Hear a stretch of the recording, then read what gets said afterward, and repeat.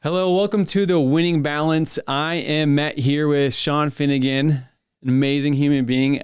I feel like Utah just has a very tight business culture, and you start to get to know the killers like word of mouth, and Shawn's one of those guys that have come up more than once, and so that means you're doing good things. Thank you, man. It's an honor. Thanks for the invite. Of course. Appreciate it. So a quick background on Shawn. He's a successful dude, of course. Serial entrepreneur. You began your career at AOL Time Warner, where you opened an ancient company. Yeah, we're talking dinosaur age. Yep. Back when we used to AOL, that used to be a verb back in the day. Right, it did. That's right. It's a throwback right there. Yeah. You opened a customer support center in Tucson, Arizona, where you hired 500 people in 8 months. And then you later became the general manager, overseeing 750 employees. Goodness. Shawn then moved to Net, or is it NET? How do you? Net. Yeah, okay. Net marketing. Yep. Okay. I don't know much about that one. Yeah. As a vice president, managing travel teams and celebrity relationships. And we'll go over that in a high level before we jump into your entrepreneur world. In 2009, he co-founded a live event business, achieving over $100 million in annual revenue and hosting events globally. Shawn also invested in Tax Hive alongside Kevin O'Leary, the famous Kevin O'Leary, Mr. Wonderful from Shark Tank, providing tax services for thousands of business owners annually. That is so sick. Yeah. Thank you, Tanner. Dude, of course. Appreciate that, man. Of course. Yeah. I'm excited to get to know you a little bit. This is our first endeavor, hopefully the first of many, right? Yeah, I love it that you're doing a podcast and it's newer to you, but you're like, hey, let's just get this out there. I highly recommend. In business, I found it's the start that stops people. There's so many people that know that they have a message, they have a purpose, but like doing this is like it's some work and some challenges that you have to do in order to get your start. And once you get your start, as you've seen in the last several months, your mind, it's where your focus goes, your energy flows, right? So now that you're doing a podcast, things start coming at your mind like crazy. It's like 100%. That's where your focus is. Well, it's been so cool for me because it used to be lunches, right? And like I'm an ounce of where you've been, but when I get hit up to go to a lunch, it's how can I allocate my time, my schedule to make this happen? But if I can provide even an ounce of value to share your message with not just me, but others, it's been a really cool process, especially where I nerd out about it. Shawn, is where when I start my prep work of Shawn Finnegan, when I get to learn how much of a stud you are, and then I get to sit down and talk to you for an hour. Right. It's like the coolest thing ever, right? Yeah. I study these people I want to be more like, and I sit down with you for an hour and have questions. So there's a lot of people ask about podcasts, and like I think in most people's mind they think if I produce a podcast, it'll go out to certain people and I'll get some traffic, which is true. But it's also what you just said. You get an hour with someone to build a relationship. Many times they become your customers. I mean, you're in real estate and you're an agent. It's like now you just spent time with a business owner that's probably going to be doing some sort of real estate. We all need a place to live. 100%. And now you just got an hour with them, which you don't get in a Zoom or something, you know, it's like, so there's all these other benefits that come from it, including content that you can create and get out, like your social media guys, so getting your content out there on social media. There's all these other benefits that people generally don't think about. For sure. Yeah. And that's why I'm excited for this conversation, Shawn, too, because I mean, you've hit on how a large part of you, like who Shawn is you're a networker, you're a connector of minds. And that's like, I moved from Seattle to Utah like two and a half years ago. And that's that's all I've learned is networking, right? Like if I can go meet the people that have been more successful than me. Now the harder part is I used to do that all within my industry. And now I kind of, after some business coaches, not all my idea, but I needed to figure out how I could do that, continue my networking and, but have that outside of my industry so that I can build my customer base. So yeah, smart. It's been fun. Brilliant. Love it. Fun. Trying to follow after you. Yeah, I appreciate it. Okay. Well, Shawn, I wanted to touch a little bit more on your corporate world. I mean, talk to me a little bit about AOL, Time Warner, your time there? Was that out of college? Is that no, yeah? So that was out of college, right out of the gates. I actually moved down there. I had my first 2 girls in college. So I had in college, I was working full time at a cabinet shop and then school full time, and I had 2 baby girls. It was like probably one of the most trying times of my life. And then I took that position down in Tucson, Arizona. Life was really tough at that moment. I was doing probably 80 hours a week of work.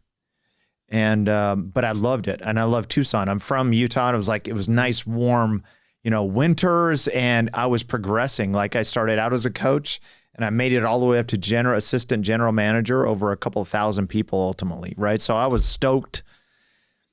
But at the end of the day, it's this balance of being a dad at the same time. When you're trying to figure out life, and I would see these 2 little girls in the morning for just a little bit, and then I'd read them a book and put them to bed at night. And that was my life. I didn't have family life. I felt like my faith was slipping. Mm-hmm. I felt like there was a lot of things I was giving up because I was going so deep at 70 to 80 hours a week. And some of the men watching this are facing that, where you're like, man, I have these demands for me and I'm trying to provide for my family. And so I remember literally there's a main drag in Tucson, driving down the freeway in Tucson. I still remember it was a blue sky day, and I remember looking up at the palm trees. And for the first time, a few times in my life, I've had God literally tell me something specific. And that was one of the things he told me at that moment, which was, this is not the job for you. Because I was letting my faith slip. I couldn't raise my family. It was impossible. I just didn't have the time for it, right? And I was fighting it because it hit me so hard. There's certain times you know God's in your life and certain promptings you feel, but there's maybe just a small handful of times where it's this strong, powerful message that I needed to be somewhere else. And I remember fighting it, going, I love Tucson and I'm progressing. My career's crushing it. I'm doing well. I'm getting all these accolades for managing all these people and building all this stuff. And within 3 days, I was laid off from that moment.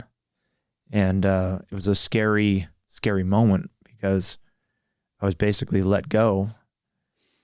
And I remember going out on the street corner, calling my wife, going, now what? You've got a wife at home and you have 2 girls that are relying on you and you have no job. You're unemployed at this point.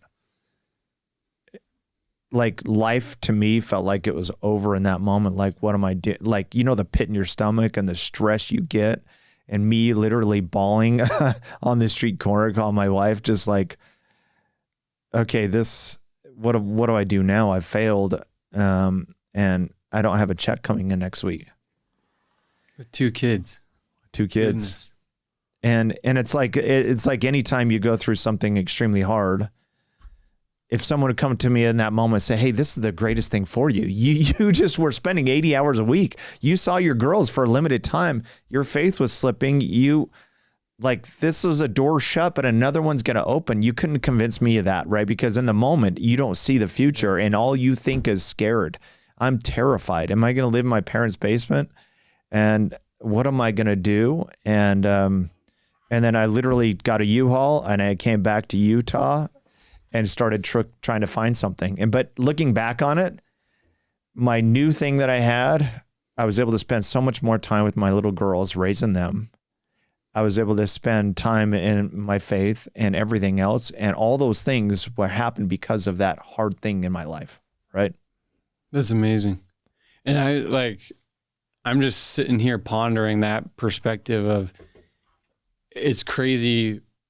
When I had my kid 5 months ago, girl, that's something we share in common. Shawn, right. is girl daddy, dads. baby. There we go. Yep. And that's like, it's like this, almost like this biology, this divine switch when that baby comes in as like the provider. I've always heard this word provider. Yeah. And it didn't resonate with me because it was just me and my wife and life was easy. But it's like, that's a word that resonates with me like so much. And I can almost feel the pain not even close to the actual pain, but I can understand just a fraction as I've had my kid and as I've learned to feel that burden as a provider, right? Yeah. So talk to me a little bit more about that. Like what this all came crashing. I mean, there's these blessings that you see now, right? Yeah, for sure.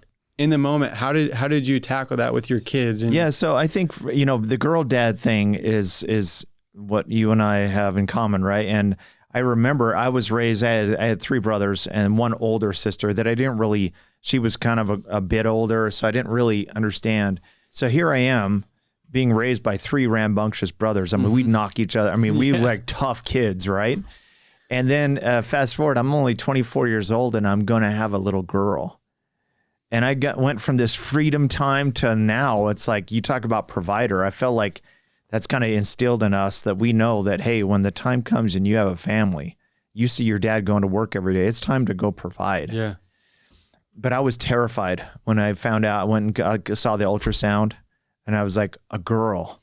Like I pictured in my mind a strapping football player. I'd take him out and all of a sudden it's a girl. Yeah. And then, I was like, what do I do? And I had a friend, his name is Brian Tracy. He does sales training. He's been around doing sales training for like 40 years and he has girls. So I asked him if he'd go to breakfast and we sat down at breakfast and was like, what do I do? Like, how do you manage a girl and how is that different than managing a boy? And what do you do as a father? And he actually didn't give me the answer, which I appreciate. He said, hey, here's 5 books. Go read books and read everything you can get your hands on. Do the research. Actually pay the price to learn how to train and raise this girl.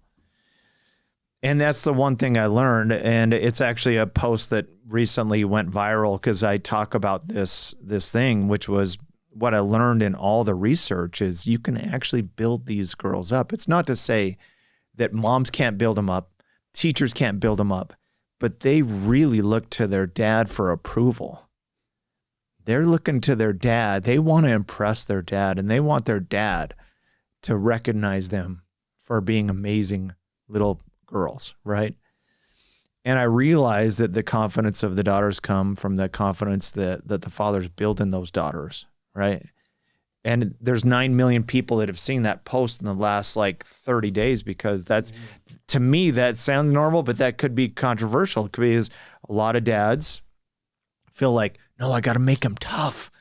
I've got to, and out of love too. They're out of love. They're saying, I need to make this girl tough. So I'm going to give them discipline. And I'm not saying we don't give the girl discipline and give them rules, but at the same time, it's so what they're always looking for the approval of their father. And when you give them approval and you recognize them for their talents and their skills, literally, if your daughter brings you home a picture, you talk about the specifics of what they did in that picture and how they're talented, and you build them up, right? I remember this is one of the controversial pieces of the post was, as I said, physical features are also important, that you build up your daughters in physical. Mm-hmm. And my daughter has this amazing smile. So if she walks into a room, I have an 18-year-old, she's 18 now. She walks into the room and she smiles. I mean, literally lights up the room. And I tell her that, like, you should use that smile because you can literally light a room up when you smile. It's amazing. Your smile is so incredible. And I remember when she was in like grade school and I tell her all these physical features, how amazing she is and beautiful. And some of her friends, like one of her best friends said, hey, you know what, Ellie, your nose is strange. And I heard her in the other room. And Ellie said, no, it's not. No, my nose is beautiful. It's because she'd been told by her father that her nose is beautiful and that her features are beautiful and that she had that confidence and that resistance for the hard stuff. That's right? amazing. And I love what you said about like the specific details, even on that picture. Because I think like, especially in the busy walks of life as a provider, as a dad, you spend a lot of your energy at work and then going home and just saying, you can get away with claiming that you're building them up with a lot simple, but I love the intention behind that. That's something that I've been working on a lot lately is like being present, right? And I feel like being intentional and being present go hand in hand together. Yes. And so that's a nugget that I just pulled from what you said, Shawn. I appreciate that. Yeah, I saw this post about men the other day, and the moderator said, "Hey," to this men's influencer, he said, "Hey, what's something that women should understand about the brain of a man?" And his answer was the brain of a man has much more going on than we all know, and most guys bottle stuff up and they don't want to talk about it, and they just need to be the strong, tough guy. And so emotion plays no role. A lot of times they try to push emotion away. And so there's all these things going on, including guilt of being so busy and so you're going to do this project. You got a house you're closing. There's things that you're going down the path, and it includes being guilt is part of being a father, love and joy and all of the things that we do are going on in our brain. And especially with raising children, because it's one of my favorite songs. Macklemore wrote this song called Growing Up. Mm-hmm. I had my first baby at 24, and I'm now 50.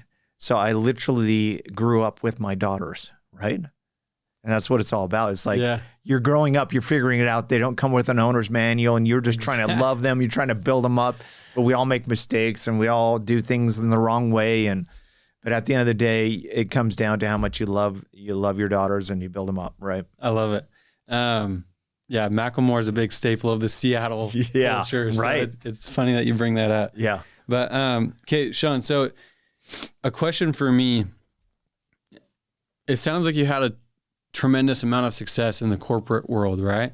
You talked about getting laid off, but talk to me about what pushed you into wanting to jump into entrepreneurship? Yeah, so I decided to start my first business in 2009. Great time for business. Great time. You're a real estate guy, although you weren't around much in that time, but you know that it was one of the recessions, right? And it was a difficult time. And my dad was a bookstore manager, so I didn't come from money. And I literally went every day to a sandwich shop and planned out my business, and I had a spreadsheet said I'd be a millionaire. And for the first time ever, I have to go raise money because I don't come from money. I come from a mom who was a side hustle butt kicker. I learned sales the hard way. When you're 14 years old and you need to go get money to go to the movies with your friends, you're not going to go to your dad who's a bookstore manager with 5 kids and say, "Hey, can you give me money?" So I learned, it was actually all these valuable lessons, which is stand on the doorstep as a 15-year-old boy and sell your neighbor's stuff. I did it all the time. I did it on the playground. I used to take a bag of suckers and candy, and on the playground, I'd go and open up the bag and I'd buy these candies for 5 cents and sell them for 25 cents. So all the hard stuff, right? You learn when you have a father as a bookstore manager. Yeah. I'm sure you did too. Yeah. I mean, you're in sales now with selling homes, and you learn the hard way. Pay the price. I've recommended anyone watching who's a young person, go sell stuff. Go 100%. Go sell pencils, go sell candy, learn the craft of sitting. We're in an AI age. We're less face-to-face. And if you go on any subway or you're on a bus, you look around, they're just looking at their phones. If you can actually get good at selling someone face-to-face, you're going to crush it. It's a game changer. Right? Yeah. I actually came from the tech sales background. So I out of college, I became obsessed with real estate. But to me, the concept of real estate was long-term wealth, buy and hold real estate. That's how I had learned, the Robert Kiyosaki. Yeah. Go build active income and put it to work in real estate. So that was my brain.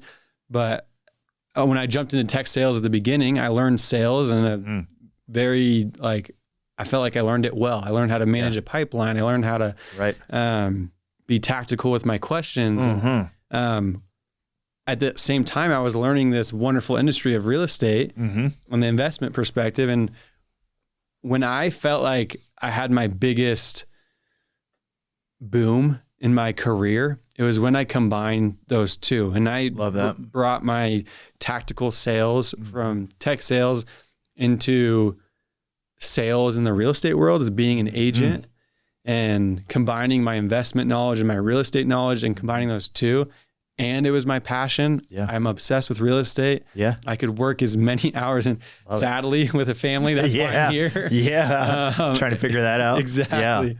So that's where It's great. learning sales and my love of real estate, combining those two, it's been this wonderful roller coaster that I'm on. So yeah, and all those things, like Tony Robbins said, all of those things help, they happen for you, right? And they build 100%. Who you are. Yeah. And you were able to take that invaluable experience there and put it into an industry, and that's where you've been able to grow. Yeah. Love it. Fun. So I started my first business. I raised $1.5 million from 23 investors. So it was actually a really happy day because I had 1.5 in the bank and I didn't have any money in the bank before that. And then I launched my business, and we're partners. Kevin O'Leary is a partner of Tax Hive, and one of his quotes is, "In business, poo-poo happens." And over the next 12 months, poo-poo happened to me, where I made about every mistake you can make in operations, sales, marketing, everything. It was a live events business, and one of my first events was with David Bach, the Automatic Millionaire. Best-selling author, paid him, I can't remember, it was like $50,000 to $60,000 to speak for 30 minutes. That's when the power of a brand. Yeah. So I sent out a bunch of direct mail. Direct mail gets hit by hurricanes, and none of it's delivered. Wait, like literally a physical hurricanes. So the mail's delayed for like weeks, and my events. So I have a chair set in the room for 500 people, and there's 30 people in the room. And here comes this limousine that I've paid someone 50, 60 grand to speak to 30 people. It is a miserable time. So mistake after, you just want to mistakes over the next 12 months, just trying to figure it out during a recession and just getting my teeth kicked in over and over again. And I had this one guy that would always come up to, his name is Kevin. He was a good friend of mine. Mm-hmm. He was that annoying guy, be like, "Hey, you should come to this event over here with a bunch of business owners. There's really good people. You could probably do some kind of leverage deal where you work together, and they have communities, and maybe you can sell your stuff to them and vice versa." And I was like, "No, I'm not going to do that. Why would I do that? I'm so busy running this business, and I'm knee deep in crocodiles. I don't have even 1 minute to go build relationships like that." At the end of the year, I lost the 1.5, but it was worse than that. I had leveraged my home and my car to keep the thing going. Goodness. Like, I didn't pay myself anything for the year. Money's gone. Now you feel pounds per square inch, because what about all your friends and family that were proud of you, thought you were a baller, you're a high flyer? What about, you're going to lose your house? Yeah. Your identity and embarrassment of it. But then what about 23 people that gave me 1.5? Gosh. That money's gone. You know what I mean? I mean, that's, for me, being in this small investment space, like 4 units and below, and my biggest bottleneck for, like, I've put together a small portfolio that's me, myself, and I, and I see these other people with 200,000 units, and they're all raising money. And my personality, raising money and the potential of losing their money is the scariest thought for me. So I'd love to hear more about that. So I remember specifically meeting with 23 of the investors that said yes, right? I'd never raised money before, so give them my best presentation, and boom. And I'm looking at these, they're all really successful people, but this is hard-earned dollars that they had put together for years, many times, to amass the money. And I'm asking for a percentage of what they've spent years producing. And it is a stewardship, and it is a responsibility. A lot of people is like, "I'm just going to go raise money." Yeah, but you can feel the weight of it when it comes with strings attached. Yeah. Mentally, there's a burden on you. You feel an obligation to someone, because I've presented to you a business where I felt like you're having now faith and confidence in me, so much so that you're willing to take out your wallet and pay me $250,000. Yeah. It feels like 23 bosses. That's what it feels like to me. Sure. I learned a lot about that process, making sure the expectations were correct. Some wanted cash flow faster, and because I was new to it, I didn't set any. It literally, it's a dating service for the money, and you got to make sure that the date lines up. The investor's the right one. Just don't go pitch someone because they have money. What if they want cash flow now, and your business won't produce cash flow in 5 years, and you haven't set an expectation? So I just felt all this pounds per square inch pressure, and I barely made payroll one day by $1,000. It was on a Friday. I didn't sleep the night before. It's just all these things were piling up on me. And I started becoming an expert on being a failure, because I was breaking down every single thing I'd done wrong. And I was like, I'm going to make a list of all the stuff I did wrong so I can learn from it, and things happen for you so I can go change stuff. And my number one mistake I'd made was that buddy Kevin, that I didn't take those meetings. Had I taken those meetings, I probably would have had a relationship built with other influencers that could have helped promote my product and promote my service. And if I would have just gotten out of the lane for a minute and built relationships. And I was like looking at all these empire builders like Steve Jobs. Who's he sitting next to? Wozniak in the photos. I was like, I have not been building any relationships. Steve Jobs got into the whole tech through Atari, right? He, at the time, is a hippie. He doesn't wear shoes. Many times he goes on these crash diets where he's eating carrots for a month, and his skin would glow, and he had BO, and he was brash.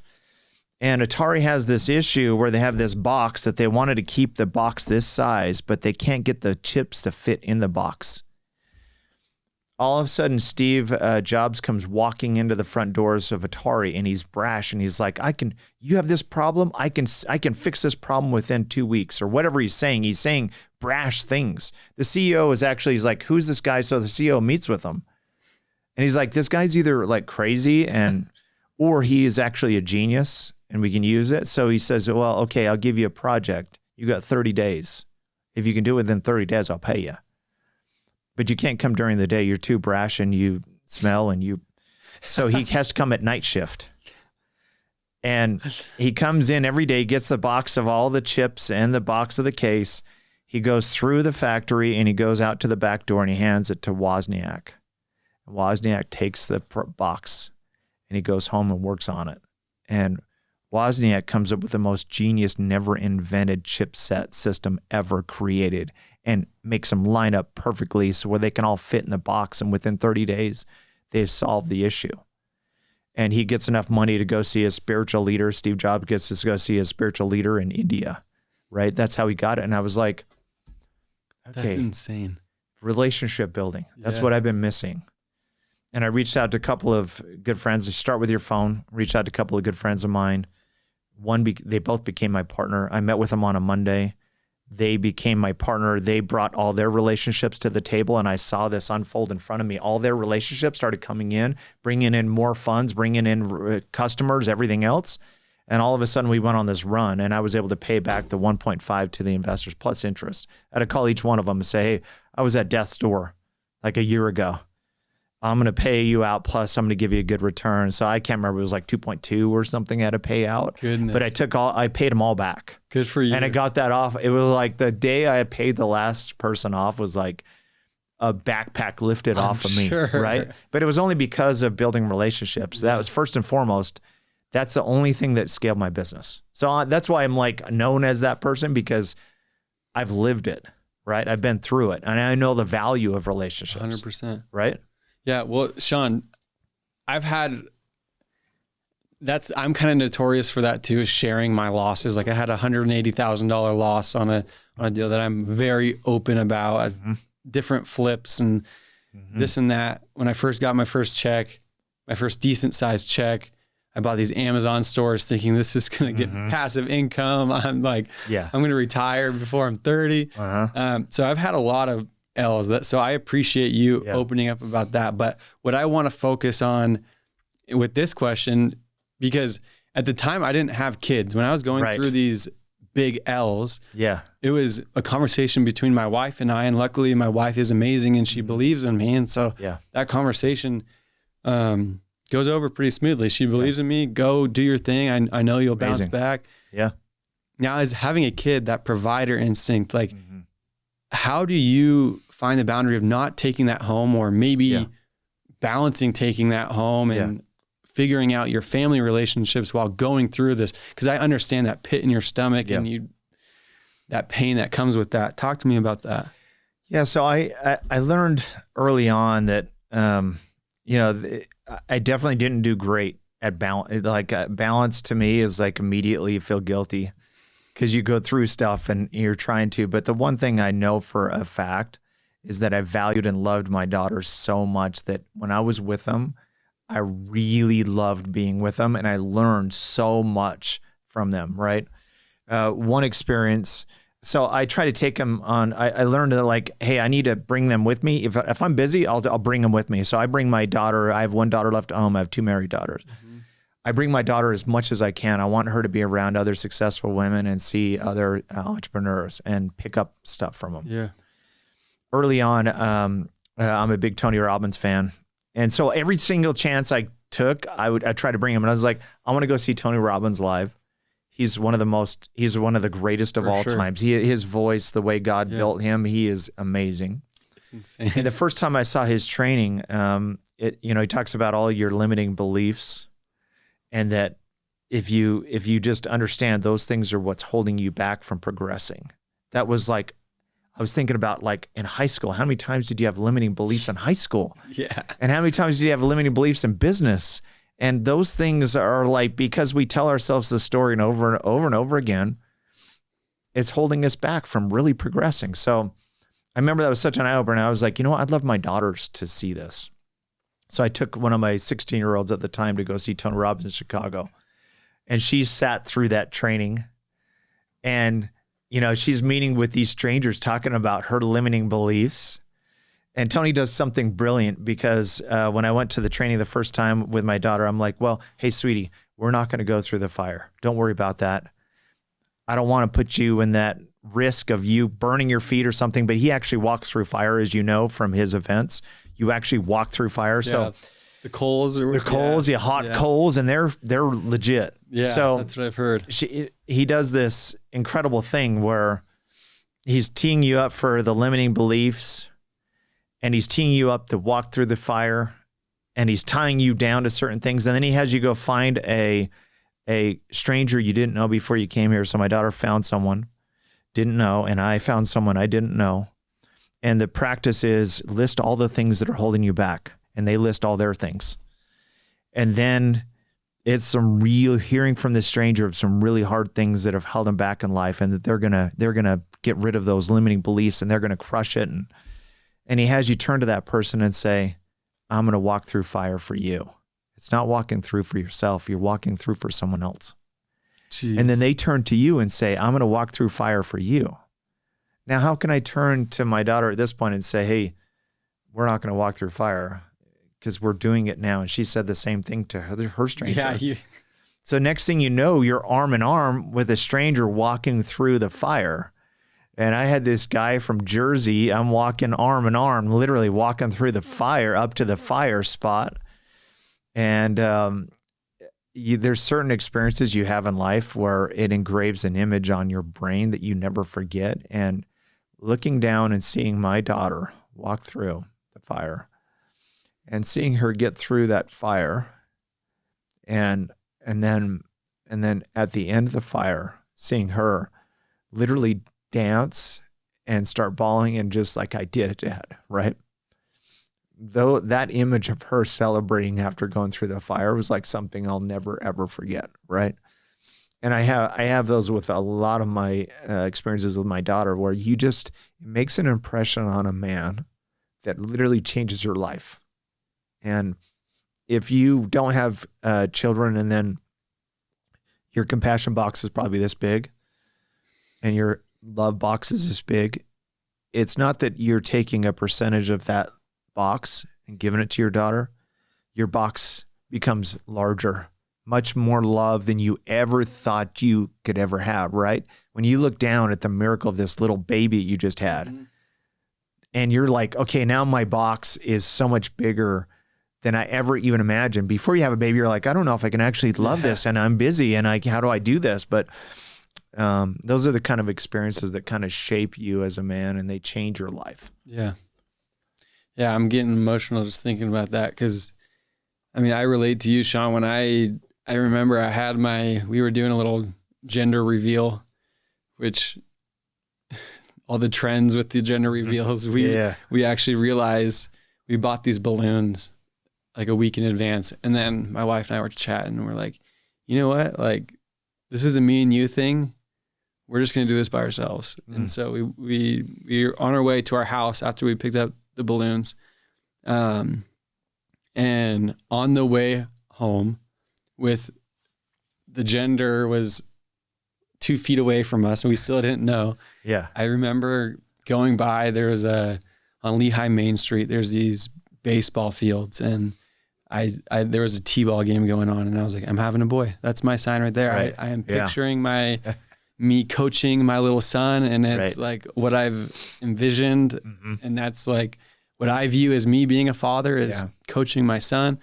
And we got home, obviously had a girl, and of course I'm still like ecstatic, but it wasn't what I envisioned. And now, like, having my sweet little Gigi, that example of what you like, that compassion box, it's just like that simple smile when she first like smiled at me and started interacting with me, like melting my heart is like the best words to maybe describe it, but it's so much deeper than that.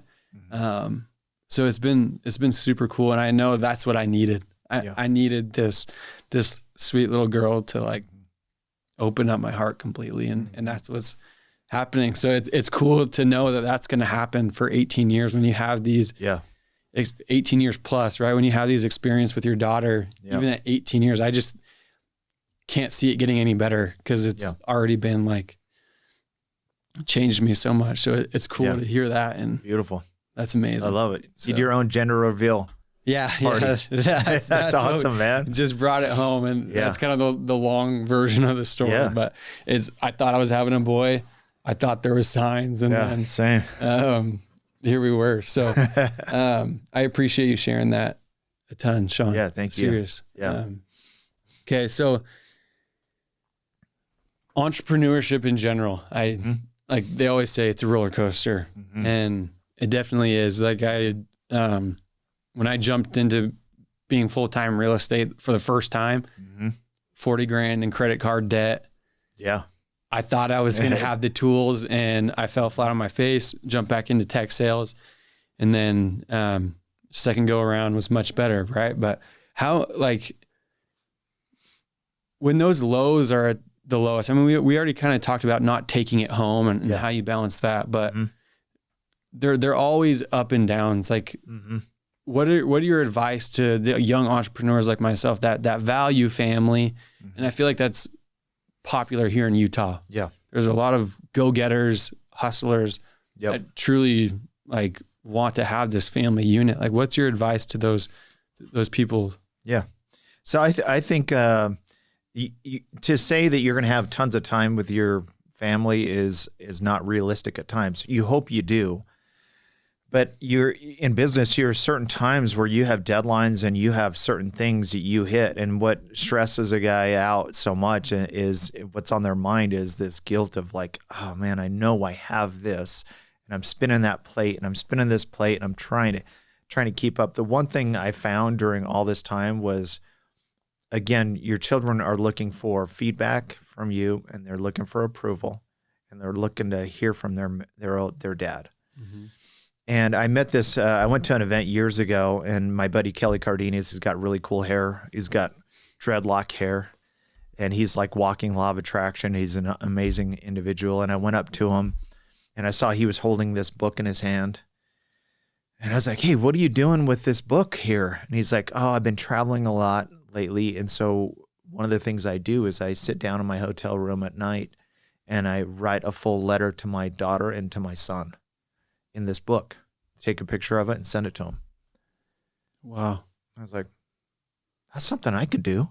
Yeah. We're in an AI age and Chat GPT. It's like, no, rarely do you sit down and actually write a letter. Yeah. So he actually gave me a journal years ago, and I've done the practice of that because I have 2 married daughters that love their spouses, and it's amazing, and I don't see them as much. And it's like, I feel like they need to hear advice from their old man, and I have this one daughter who's left, and it's valuable time. And so one of the things I try to do as much as I can is, even the busier I get, is I actually write them out a full letter and it's specific.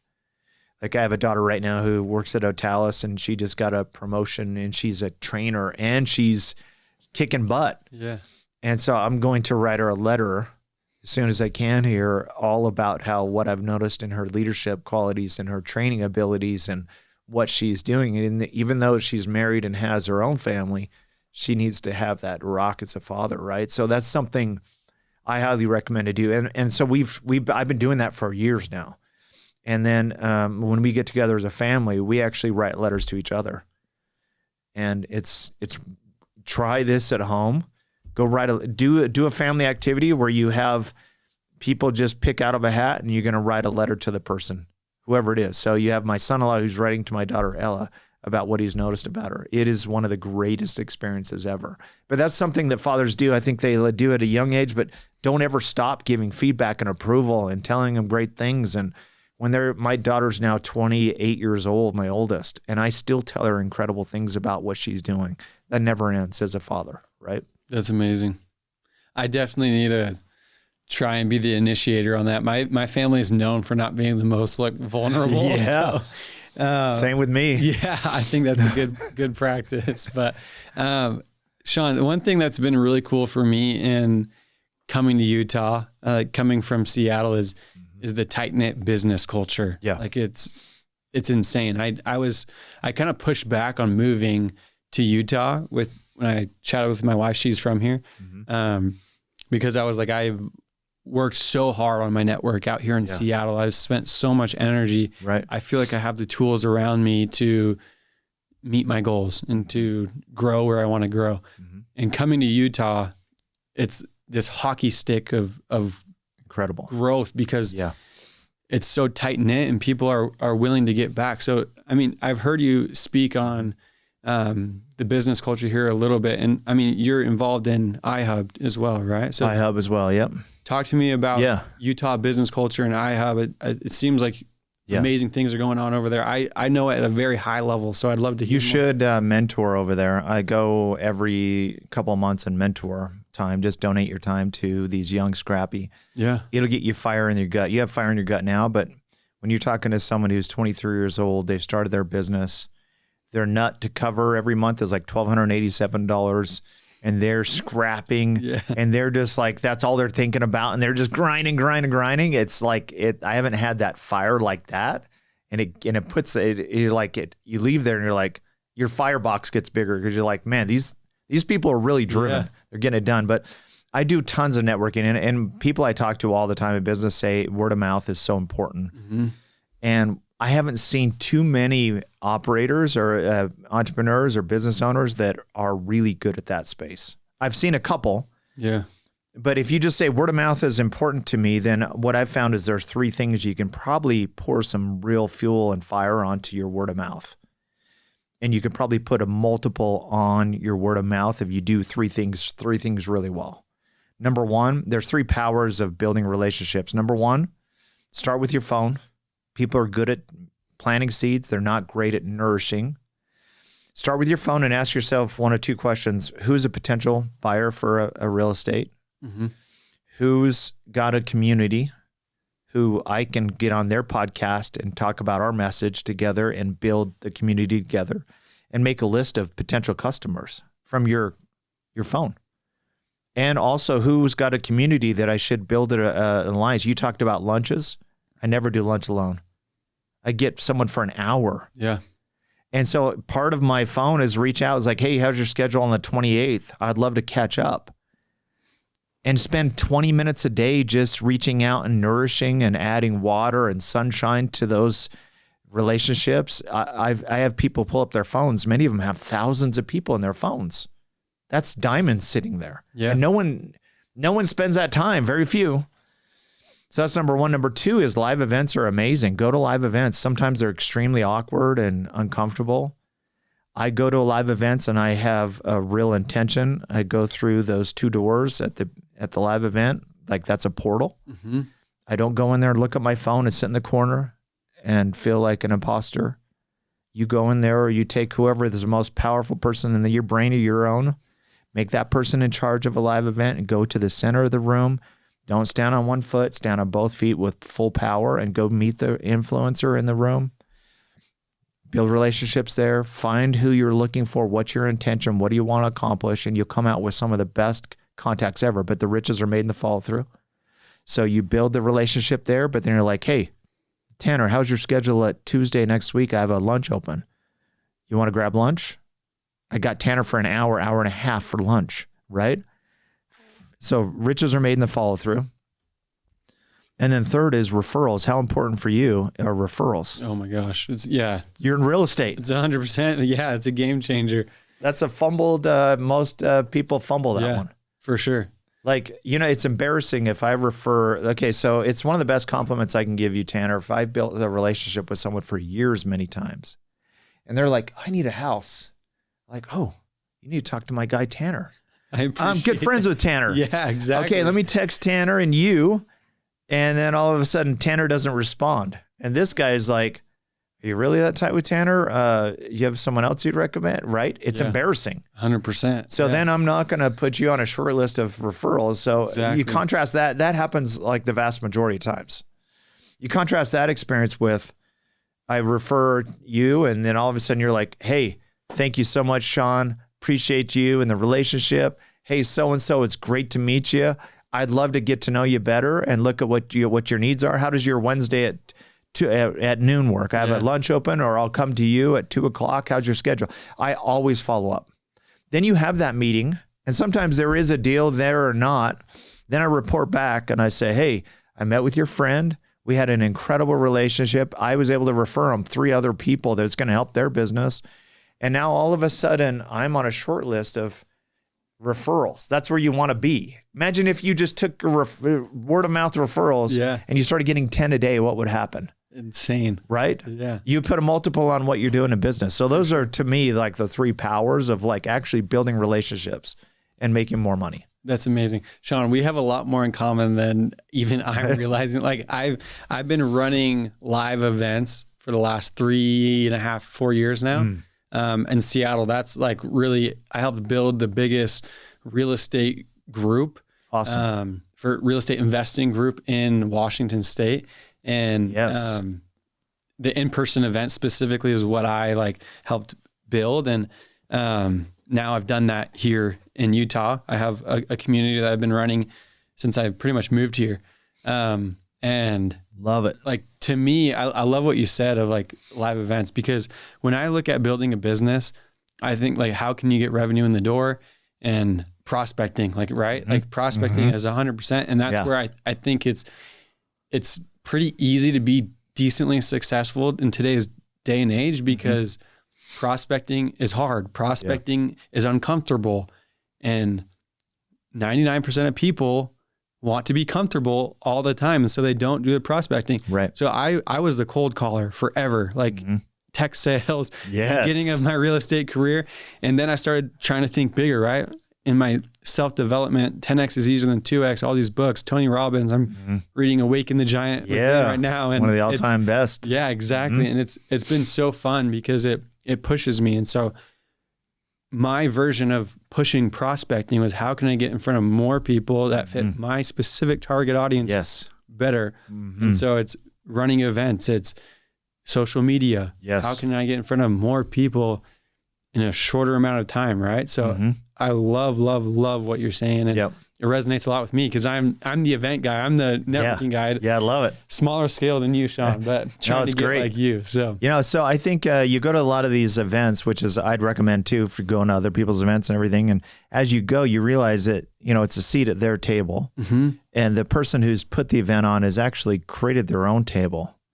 It's not like getting a seat at the table for them. It's like, I've actually created this magnet, this community for sure that I've created and I pulled together in my mind. And you hit on it important. Like, if your community is real estate community, you stay in those lanes and you curate the right people in the right room and the right cadence of time. I did that.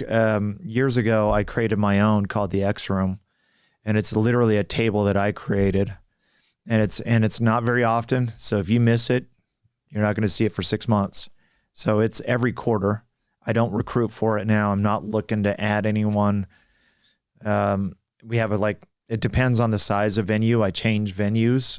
So this next one's coming up at Club Paddock in 3 weeks. 3 weeks. Club Paddock, which is a private club for car enthusiasts. Yeah. And I had a cap of 150, and I'm at 150 already. It filled up in like 3 weeks. Good. So I'm not looking for people, but that's my room. And I feel like I've created a pure networking. It's not professor style classroom. We get up for a few minutes, talk about the sponsor who bought lunch, just a lunch for 2 hours. And then we just set them loose, and it's a roar of the crowd, and people are engaging. And it's one of the greatest things I've ever done. I've done 11. This is X Room 11. How did you build a group of that specific without marketing, without pushing for, how did you build that oiled machine to where it is? So I started with the end result. So I was like, I'm good friends with the Bucked Up guys, right? So Ryan and Jeff Gardner are my friends, and they're incredible, but they don't go to stuff. They're busy entrepreneurs they're crushing. Yeah, exactly. With Bucked Up, crushing. I was like, how do I get that person? And so I made a list of all the things they wouldn't do. They won't come to events every week. Yeah. For sure. For sure. So there's got to be a cadence correctly. Yeah. Because my thing is, I wanted to start with, like, you want to start with real estate community, which is what you stay in that lane. If you start inviting authors or other people, you dilute what you're trying to accomplish, right? So I started there first. I was like, I want to bring entrepreneurs to the table, and I want to bring entrepreneurs that normally don't do stuff like this, and they come to this. This is the one thing they won't miss. That was my thing. So I said, well, they won't come every week. So maybe I'll do every quarter. They won't give me a Saturday. They won't give me an evening. So I'm going to do a lunch, and it's only 2 hours, and it's every quarter. So there's real FOMO. I want you to change your flight, because you're going to miss this. And also, what they won't cut a check. Their networks are bigger than mine with the crazy Conor McGregors of the world. They're not going to cut me a check to get access to something. So I'm going to make it, in my case, I do it free. Yeah. So I better find a sponsor to pay for lunch. The sponsor gets time on that stage to build. So I made a list of all these things, what they wouldn't do. Well, based on what they won't do, what will they do? And I came up with my parameter. So I've done it now for years, and this is X Room 11, and every quarter I've done this. And I go to these cool buddies of mine that have these incredible businesses, and some of the offices, if you've seen some of the offices here, mind-blowing offices. So it gives a chance for, the biggest one I've done was 300. I could cap at 300. I had 300. It's like 288 showed up. And it was because I could fit that many in, but I had 288 show up at this guy's business. It was the most amazing thing. He gets up to speak to 288.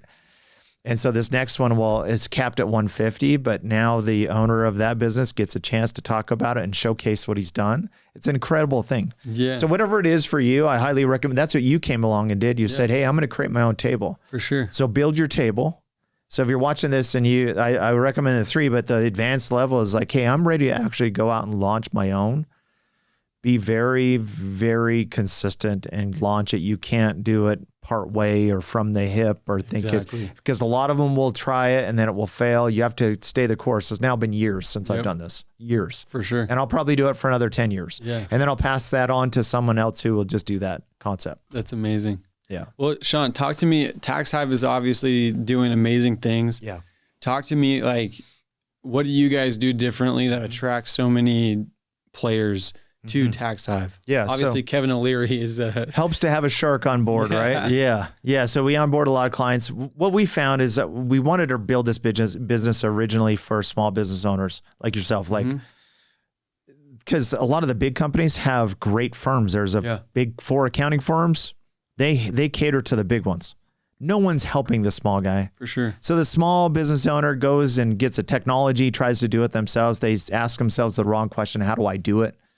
Which is not the right question. Ask them, who can I find that help me? But there's no who's out there that really cater to the small business owners. Sure. So we were like, okay, we're going to help the small business owner to mid-size. We do bookkeeping, tax filing, but we're also going to do planning. So a lot of people, 80% of Americans aren't happy with their accountant, but they actually hired their accountant to do the wrong job. The accountant that they hired is just a filer, generally. Game's over, buzzer sounded, they give them their stuff one time a year. They file their taxes. That accountant can do very few things for you. Exactly. Yeah. The year's over. No more write-offs, no more depreciation. Yeah, so you're in real estate, so I believe in building a power team, and you should have a filer on your team, but you should have an open position that you hire for, which is an actual planner that will come and plan for you. It's like, so if you're at a grocery store and the filer's just the teller, that's their role. Yeah. What about your personal shopper that's going to help you pick out the right things and is going to be there proactively to do some forward tax planning? Hire that person. Get that person on board. Yeah. Right. And that's what Tax Hive does. We do all three, but the planning is a piece that we see most business owners don't spend even 2 minutes planning. For sure. So then they end up getting gouged and they end up paying way too much in taxes. Right. That's amazing.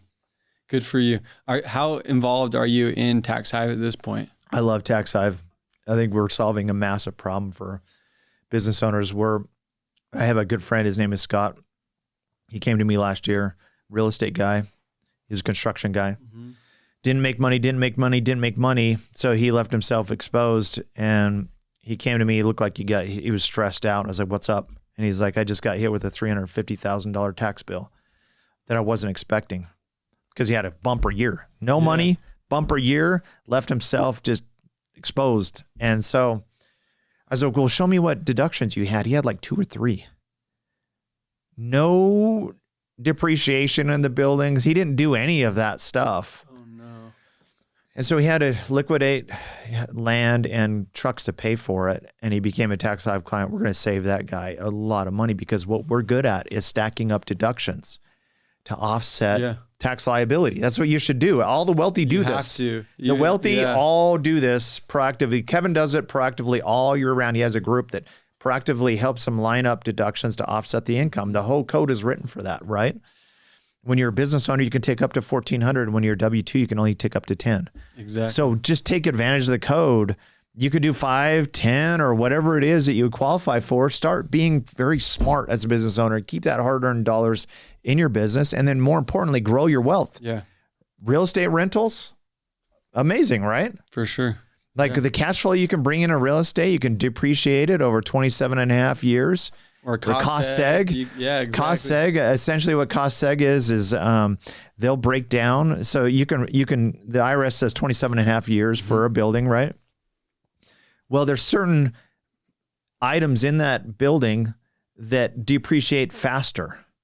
So they can go get an inventory of everything in the building and they can depreciate things a lot faster. So you can start getting depreciation more in the upfront years when you need the cash flow the most, right? So cost segregation is amazing. It's huge. Right? Yeah. It's a cheat code in my opinion. Yeah. When they started getting rid of the bonus depreciation side, I was like, am I in the wrong industry now? And then I think it's slowly creeping back up, right? So I personally paid too much in taxes and I know the pain of this. And as I've seen that veil removed and I see how the successful people are keeping all those things in, keeping all those deductions, and they're keeping their money in their business and they're growing their business.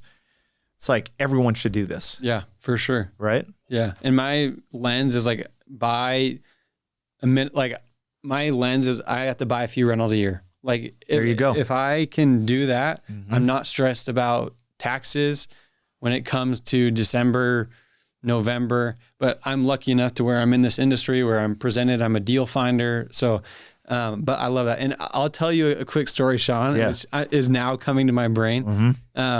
First of all, for the listeners out there, like Tax Hive, you guys have a wonderful name in like everyone raves about Tax Hive, right? And so, we'll include a blueprint for everyone watching for free. It just spits out a report, takes 5 to 10 minutes to fill out. Beautiful. Technology piece.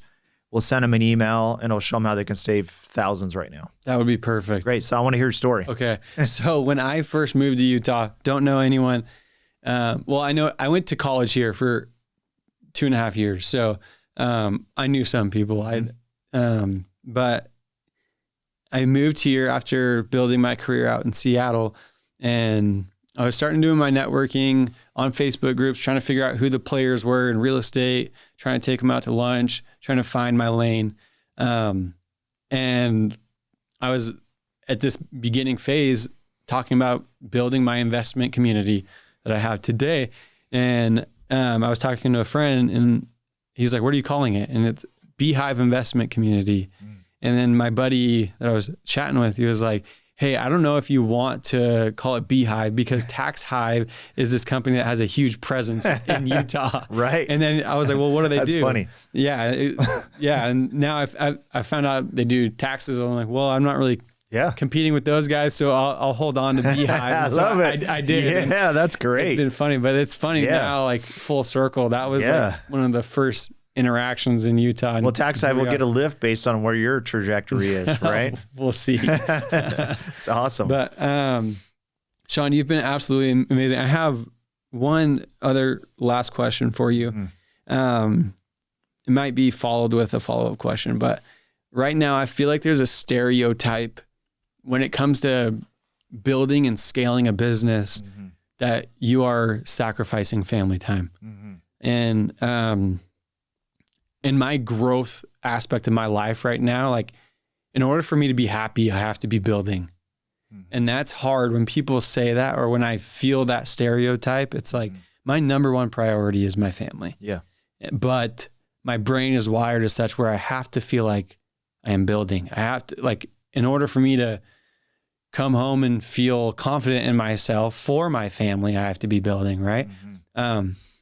And I'll preface too, I had Casey Ball on here a few weeks ago, and he's someone I look up to a ton. Sure. He talks about, which this changed my perspective a lot. He talks about it's never going to be balance.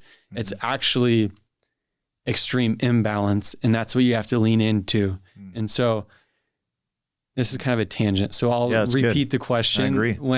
But I had this cool example where this last weekend, I had a crazy weekend with work. Like there's clients in town that flew in for these multi-million-dollar homes. There was a few of them. I had to give them that customer service that they deserved. And so my family took that sacrifice, right? And so, but I remembered, because before I would just feel guilty for that. It's like, I can't let this go. But I would feel this guilt. And then I remembered what Casey told me, and it's like that extreme imbalance. Well, how can I be extreme imbalance to my family now? And so yesterday I took the day off on a Tuesday, went golfing, took my family to the Riverside. And it was just like the most beautiful experience. And I was like, this is what Casey's talking about, is that I can be extremely imbalanced on both sides. On the business and on Love it. So that's that tangent that I talked about. But now that I have that thought off there, what are your thoughts on that, Shawn? Like, stereotype. Yeah. So I'm a girl daddy. So I've raised my girls Disney. I know Disney's controversial to a degree, but I've raised my girls to Disney. I love the parks, and Walt was such a visionary, right? But he had a brother named Roy, and you need an integrator. So visionary integrator was Roy. So there is no Disney parks without Roy executing things.